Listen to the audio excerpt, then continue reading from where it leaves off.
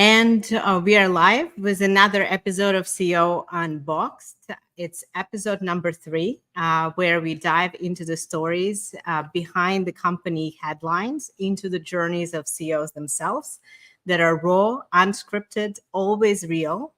And I'm your host, Vlada Lotkina, CEO and founder in Dreamer. And these stories are near and dear to my heart because these are journeys of the real humans who drive our progress and drive innovation. And today, I am so delighted to sit down with a great entrepreneur and investor and someone who shares the same story and history of Ukraine, having gone from his native Odessa to New York City. And without further ado, I want to welcome Vadim to the show. Hi, Vadim. Hey, Lana. Yeah, happy to be here. Amazing. I'm so happy to talk to you. I've seen obviously your journey probably over the last 3 years or so since we got introduced, and firsthand experience how hard you work, and you're up at all sorts of odd hours. So I want to understand more about what makes you tick and what makes you productive. But before that, we are unboxing your whole journey, so we're not holding back here. So first thing I read about you is that you started your entrepreneurial journey at around 18 years old. Yeah, something like that. Yeah. So tell me more. How did that happen? Yeah, I mean, it happened. I didn't realize that I want to become entrepreneur until I mean, like it wasn't a serious. It wasn't like my serious interest or intention. It started in the university, and it was more like a hobby, like a game. And I was at the time. I also. I think when I started to run my first entrepreneurial projects, I was already working as a project manager in a software development company. At the same time, I was a student at the Odessa National University, and at the same time, I wanted to try some. I just was fascinated about building websites and trying like new like putting up new services on the internet, etc. And I think it started from more like as a game for me. It's like a pet project for fun, and then I tried different things. I think my first entrepreneurial project was so I created like so basically, like, long story short, my first job was I was an interpreter in a marriage agency, and I was talking to lots of men on behalf of 20 women, right? So I was composing emails on behalf of those women. And at that time, I met lots of, unfortunately, I didn't have ChatGPT at that time. Otherwise, I would be much more productive, but I had to compose it like from my head, right? And then that's why I met so many like foreigners who were coming to Ukraine to meet women, and that's how I came up with an idea to create like a special language courses for them, so they could kind of understand better how to spend their time in Ukraine more productively, while being able to communicate with people there. And that's so I created language courses. That was my first project. So I had some offline kind of studio. I got some of the senior students, like from my university, to be involved, and I created the website from scratch. And that's how I learned what was like Google AdWords, and what was I also created my Twitter account back in 2009 or so, and I started to learn what is social media marketing, etc., etc. So I started from that, and then gradually I tried lots of other things. Amazing. So you went from a dating assistant into machine learning and AI. Seems like a pretty pretty long journey from one to the next. You've got some projects in between, I know. Yeah, I mean, and then my my fascination about about social media marketing grew into opening social media agency because I realized that no one, like that local businesses in Ukraine, they didn't know about existence of like kind of Twitter, Facebook, etc. And yeah, the business was doing kind of okay, but it was not some. I mean, it was running for a few years with a small team. Then I got into like kind of game development, especially social media apps development for social media. Like, and we started from some. I mean, it was like very simple casual games, etc. And then and I also had my fashion e-commerce store. So I'll get into fashion later. So you know the story, right? So it was in cycles. So I had my fashion e-commerce store, and what we were selling, I was probably the first distributor of these T-shirts with equalizer screens that reacted to music, different sounds. It was a big thing in 2009, 2010, and lots of I mean, if you go to a nightclub like 2010, you'll see many people wearing this. So this was kind of also kind of my e-commerce pet project, yeah. And then I got into social media apps development, and then I got into advertising. So that's where like into social media ads, and then into kind of ad tech, like advertising tech in general, and that's where I started to build kind of much bigger companies. Yeah. Understood. And so one of those companies you actually hired a CEO to run when you got an idea for 3D Look. Is that right? It's partially right because no, he was from. I mean, I appointed the CEO like from the. I mean, I chose like one of the members of my leadership team, but he grew up from inside the company. I didn't try to recruit CEO from this like from the outside. Maybe I should have tried because that was not the best move from my side to appoint that guy, but I did it. And at that time, I already started to pursue kind of 3D Look like this.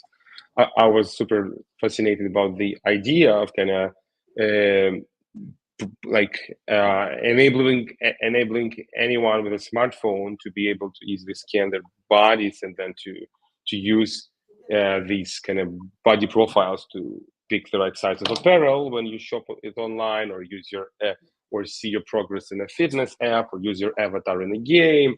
So I was fascinated about that, and at the same time, I mean, like ad tech market started to like basically crash quickly because of lots of scam, lots of fraud, lots of bad actors there who tried to basically not create something meaningful, but instead kind of make easy and quick money and just run away. And that's why the revenue multipliers, if you want to sell the company, they were also dramatically declining. So at that time, I decided that I kind of will be transitioning into my CEO role in 3D Look, while basically keeping the company in the hands of a new CEO. Yeah. Understood. And so 3D Look, you immediately started building. You started building it while in Ukraine, right? And then already after the war, you moved to US, or? Yeah. So I was spending more and more time every year in the US. I was basically commuting between Odessa and the Bay Area first, but then between Odessa and New York. And yeah, at some point of time, I knew New York much better than Kiev, for example. And it was like I had my team members there, my friends there, so kind of it was like a second home. But we kind of postponed this decision to relocate completely because you stay in if your kind of main kind of home base is in Ukraine, still it's kind of comfort zone. Right. And I thought at the time that I can basically go back and forth and still benefit from being in both countries. But and then it was COVID, then we had a baby. So then only after the war started, we immediately, and it basically accelerated our decision to move to New York. Yeah. Understood. And so was it the ambition to build this large company that finally brought you, or was it more of a maybe lifestyle choice, or both? It's both, because I think it's the only way to make such a decision. And I recently wrote a post on my LinkedIn that picking a country to live in, it's one of the most fundamental decisions of every startup entrepreneur Mm. uh, within lifetime, right? And I took this decision to move to New York.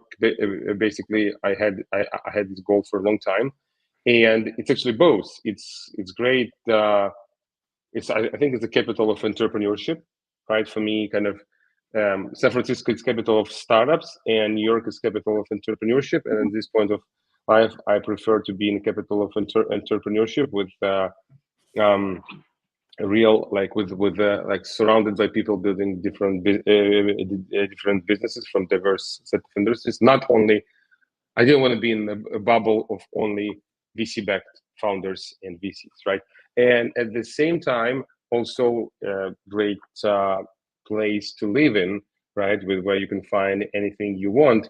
And I think, and my wife said this is the only city she's going to live in after Odessa, which was probably Made it for an easy choice. Made it for an easy yeah. So that's why, because otherwise, if for example it's good for work, for business, but sucks in terms of lifestyle, you cannot do it for a long time, right? And choice. if you run a startup, you have to do it for a very long time consistently, and that's why you need to pick a city where you can stay and not only stay but be happy and fulfilled for a long period of time. Yeah.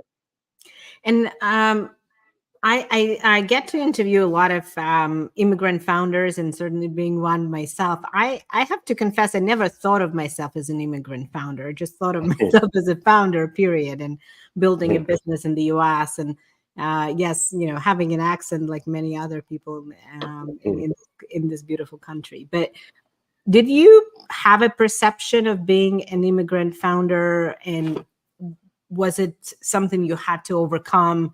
And two, is the question of building your network, right? Some folks say, correctly so, right? Not only you have to build a startup from scratch, but you have to build your whole network from scratch because you didn't grow up here. So how did you tackle that? And I know there is another heated debate about being introduced to VCs, for example, as opposed to cold outreach. And so excited to dive into that topic.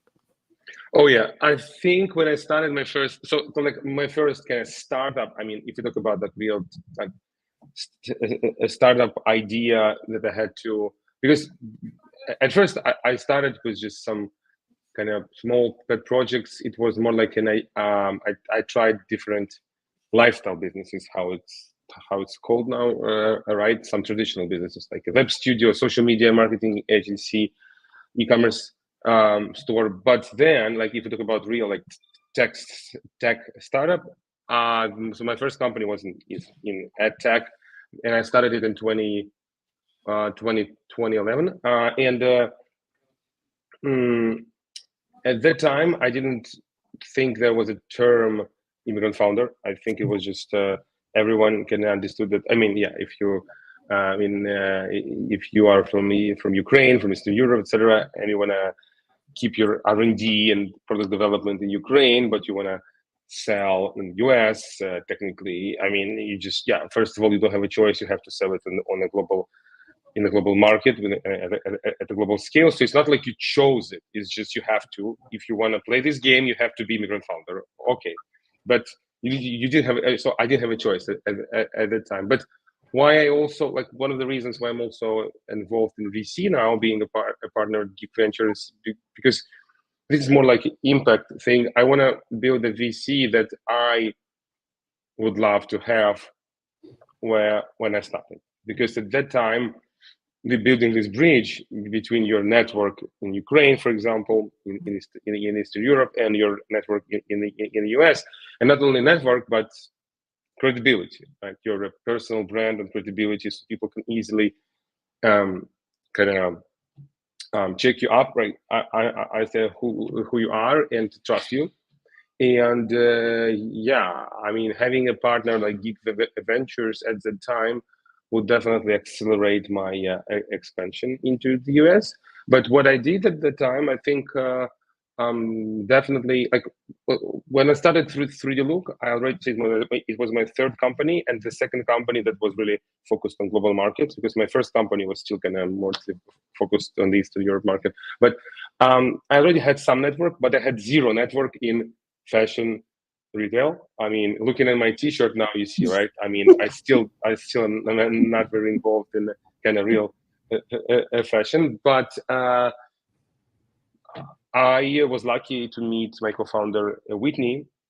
She joined as an advisor, but quickly our relationship evolved. I mean, her involvement evolved into something much bigger, and she brought this credibility because she spent 25 years building a career, fashion retail and manufacturing in the US. So that's why we had a great combination of skills and experiences, and it helped me a lot to build this credibility. And also, we got accepted into one of the best accelerators, into Boost VC. It helped a lot, basically, because literally they put a stamp right on our company that people can trust us, because we were accepted into Boost VC, and now we have Whitney, and all of the things helped me to build a network. I mean, the kind of it was a starting point. Then, of course, I had to be active on LinkedIn. I had to be active I had to be like to become to speak at the events, etc., etc. But these few events in the beginning helped me to build the basis for my network here. And so beyond, certainly meeting a great co-founder is critical, especially someone who adds credibility, subject matter expert, etc. But beyond that, in terms of building your network, other things that you've done proactively, maybe it's speaking opportunities, like you say, or LinkedIn, or the way you approach networking, preparation for events. Can you share some tips or advice, some things that really help you accelerate your journey? Yeah, I think one piece of advice that I give to many people who are asking me about this is that if you wanna build a personal brand and the network, nothing is fast. I mean, as you know, right? You have to. It has accumulated effect, builds over time, and ideally, at some point of time, you need to start to love it, to have. To really like to be excited about it, because otherwise, in order to because you have to be consistent. If you want to be popular on LinkedIn as one of the sources, you have to just consistently write. I still think I could be much more consistent with that, but I think I've done some progress. But I mean, yeah, it's all about understanding. Even before we talk about platforms and channels, understanding, okay, what's my unfair advantage? What do I know that lots of other people don't know?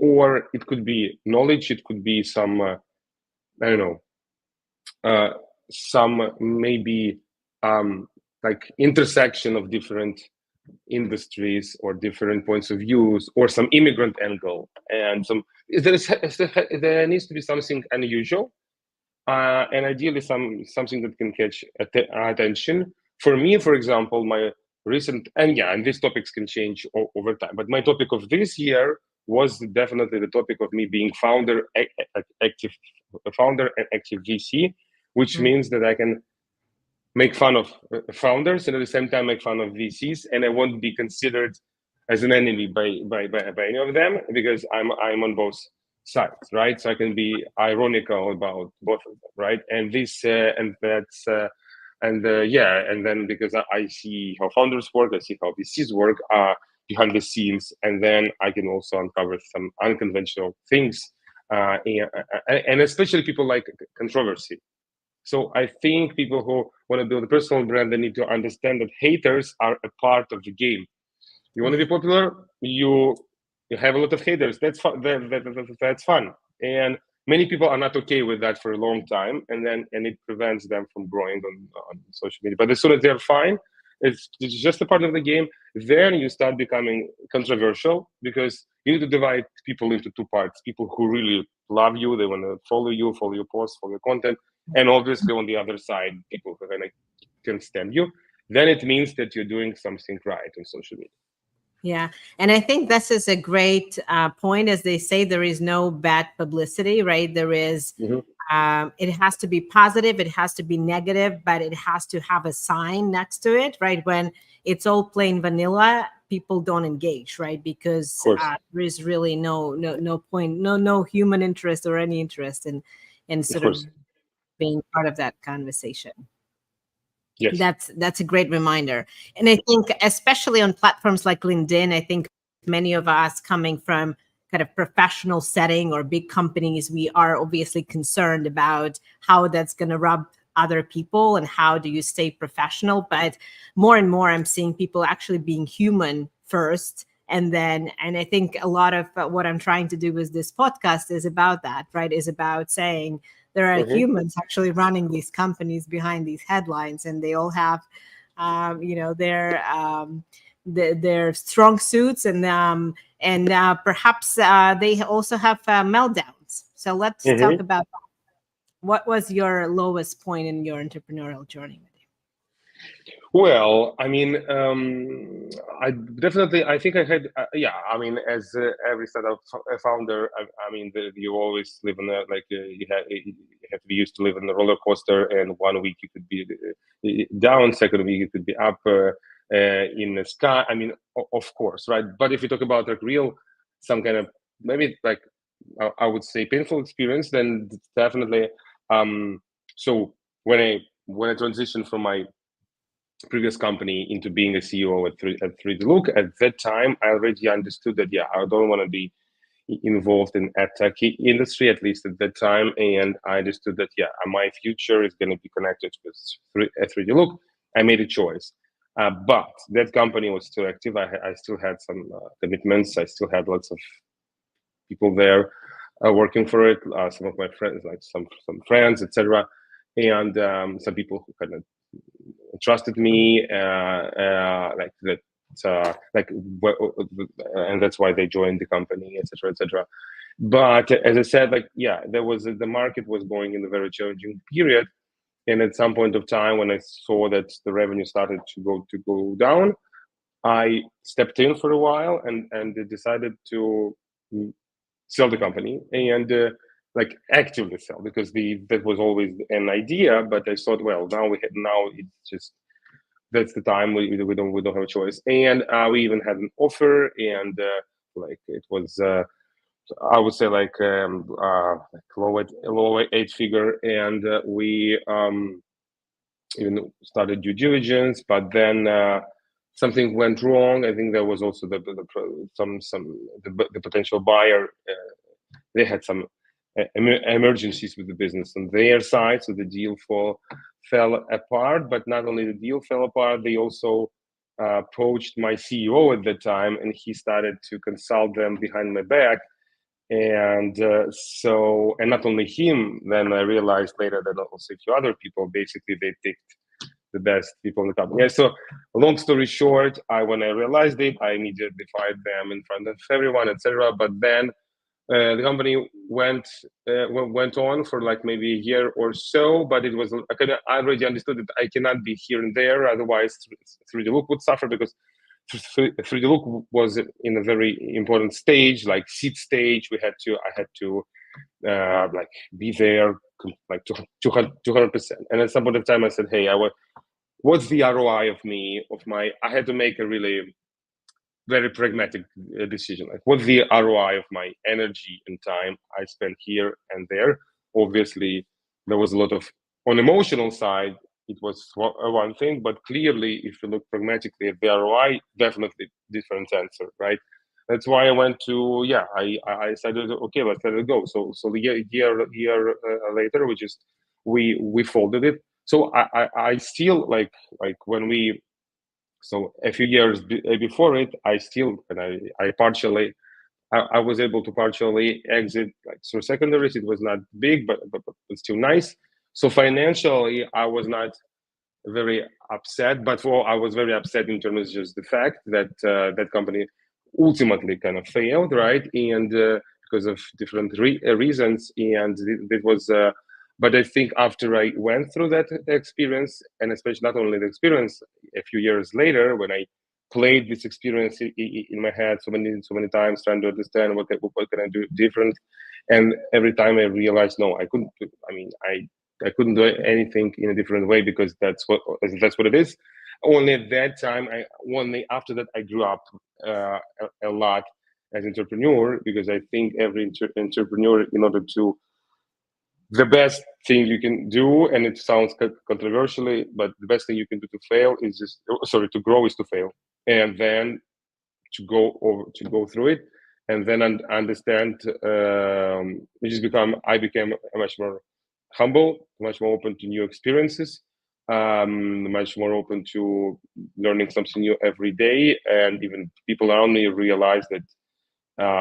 Like me running my previous company and me running 3D Look is just two completely different people. And this one is better.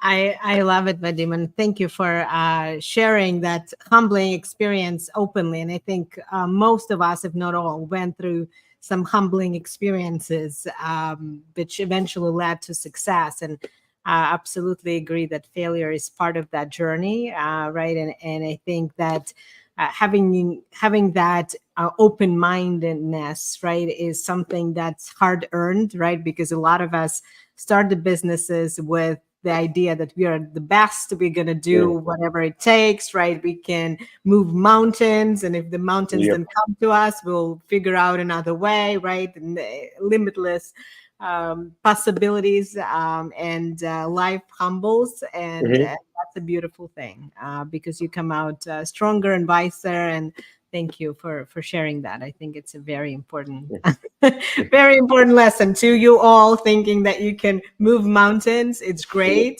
but when you can't, learn and move on as a more open-minded person, for sure. And so talking about one mountain that you did decide to move, as someone who doesn't have experience in these deep tech areas such as machine learning and AI, why did you think that you can tackle it, or how did you tackle it? Well, I think at that point of time, uh, my self-confidence was very high, on a very high level, and I think it helped because we went after a very hard problem, and we pulled it off ultimately. But it was much harder than we expected. But I just thought that I already, at the time, I already, like, 3D Look was my third company with R&D in Ukraine, and I already understood how to quickly pick the best talent from the market, because I already had my personal brand was pretty well known in Ukraine at the time, and I knew how to attract attention of people I needed, and to build, because for the thing, to solve the problem like the one we wanted to solve at 3D Look, you had to attract the best talent. I mean, the best engineering talent, and I knew how to do that. And then I thought, well, let's give them time and space to experiment, and let's see. So it started because I was super fascinated. When in the beginning, I thought, like, okay, if we succeed in it, there's no way we won't find an industry. So I didn't have.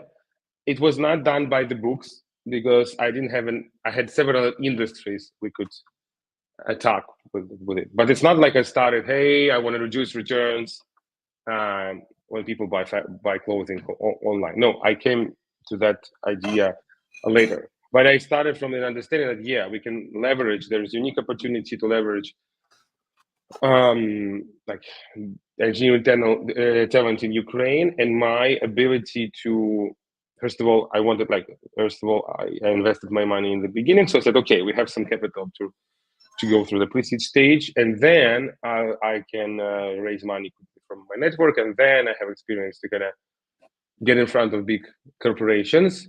So, but yes, in terms of, so I was lucky to meet my two co-founders, and that's who actually filled in the biggest gaps in the knowledge and expertise they had. So Ivan was the first one, and definitely, I mean, he's still with the company. He's our chief scientist, so all the complex AI part is on him.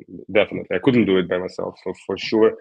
And then Whitney came to us later, a year later, and she brought all this kind of fashion retail experience. So that's why I have, like, basically we have a combination of business and fundraising and B2B sales experience, like domain expertise and AI, right? And so it helped a lot. And also before that, my first two companies were bootstrapped. Yeah, in the second company, I raised only one round, but they were primarily bootstrapped, and also I was the only founder in both of them. Here, I had three co-founders.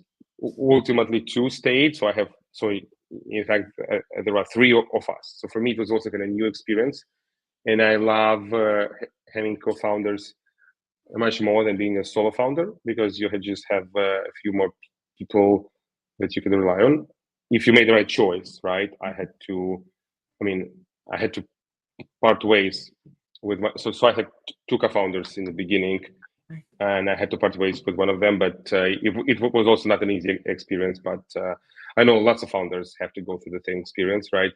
I just had to do it, then yeah, Ivan and Whitney, I don't know where I would be and where 3D Look would be if I didn't meet them. So I was definitely lucky.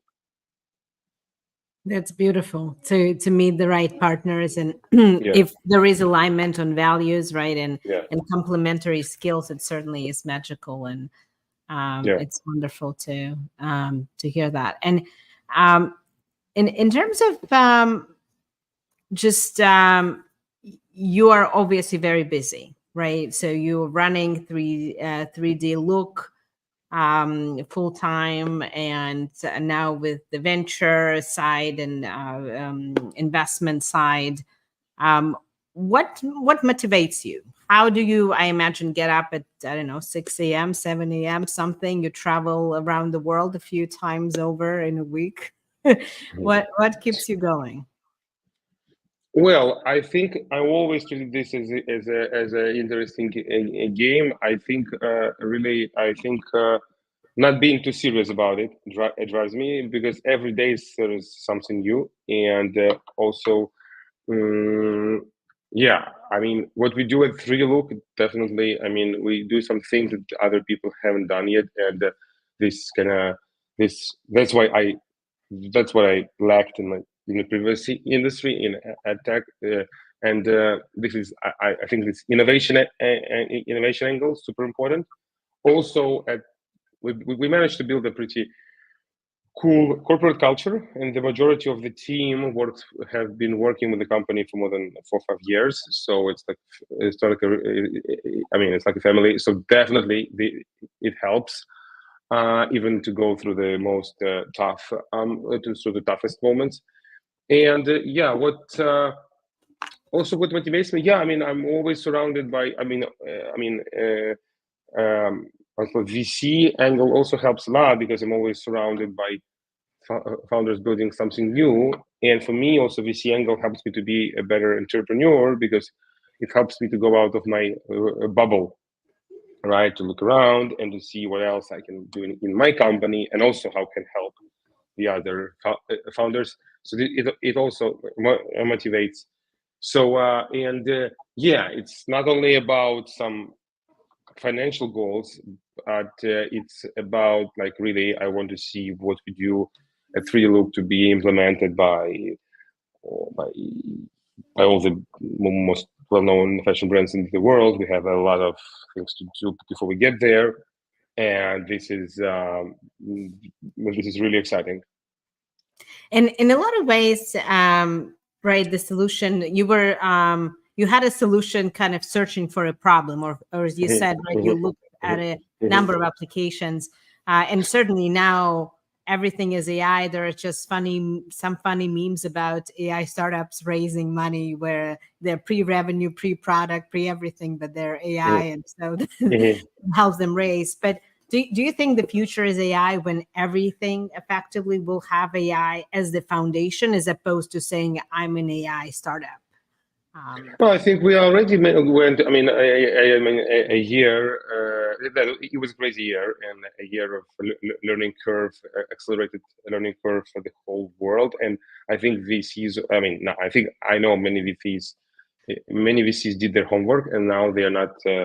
They are on the other side of the spectrum. They are very pessimistic and conservative about it, about AI startups in general. But I think it's like a era, it's like an era of SaaS or era of cloud, when it's the same as to say it would be weird to say, hey, we are a SaaS startup. Like, no one cares. It's just a business model. Or like, we are a cloud startup. Okay, yeah, of course.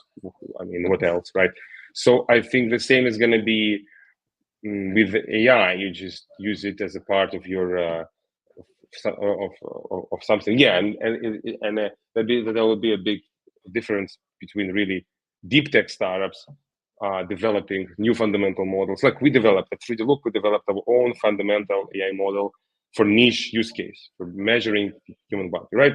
That's it. So, and there will be startups developing these models for many use cases, and this is really deep tech. This real AI, but I mean, but still, if they, I mean, but of course, and AI will just become an integral part of the ways how they interact with consumers, how they how they how they slice and dice the data to present to business clients, etc. Like lots of things are going to be handled by AI, but it doesn't mean that it's gonna. It's going to become a table stake. It's already becoming it, and I think that VC's done. Yeah, there were some crazy deals.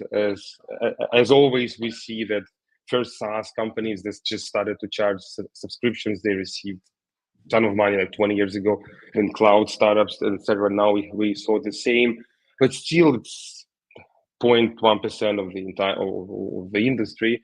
And yeah, I mean, I think next year is going to be much more down to earth and healthy in terms of venture kind of startup ecosystem. Are there some trends that you're particularly excited about, either as an entrepreneur or as a VC?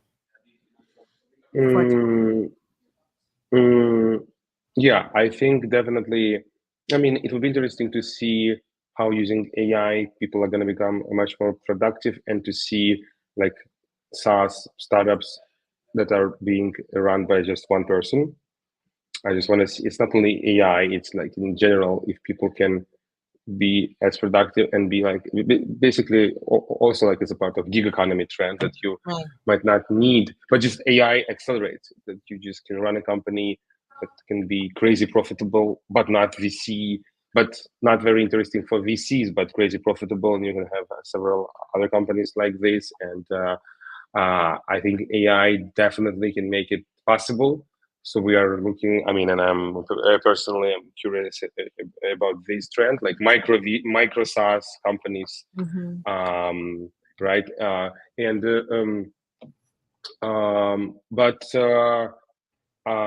yeah, I mean, in general, I was much more fascinated about the release of custom GPTs than just initial release of ChatGPT, because ChatGPT is like, yeah, it's cool. It's an interface that anyone could have tried it, of course, to become more familiar with it. But custom GPTs is the way for any business to basically to create something, to create to use the power of what OpenAI created and to solve some problem internally or externally.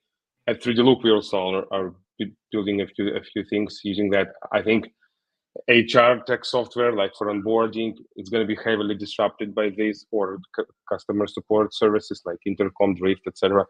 Maybe they're going to build something. Maybe they're definitely going to implement something like that. But this is what we also experiment with at 3D Look for our products. So definitely looking into this as well. You mean when it's trained on your own data set? So, and Yeah, that, this is revolutionary. Yeah. yeah. Yeah, this is really exciting. There are so many applications, right? And so once you have that data set, either it's consulting business or customer service, as you said, or anything that where you have a lot of material, right, or books that you can upload and whatnot, right? That becomes really exciting. I mean, any business has some sort of content. Now, if this content is going to be properly structured, you can create so much value. So next year is going to be very exciting because of that, because we will see, and maybe we will also see OpenAI store, app store, Yeah. and with monetization, and it'd be very interesting to see if consumers are going to pick it up and actually use it, so developers can invest more money into creating Right. more apps, and basically so we have to repeat the success of the app store. Yeah, absolutely. I agree. That's something to look out for. And if you want to use your holiday time to play around with custom GPTs, now is the time to do that for sure. Well, I think we are coming up on the end of our show.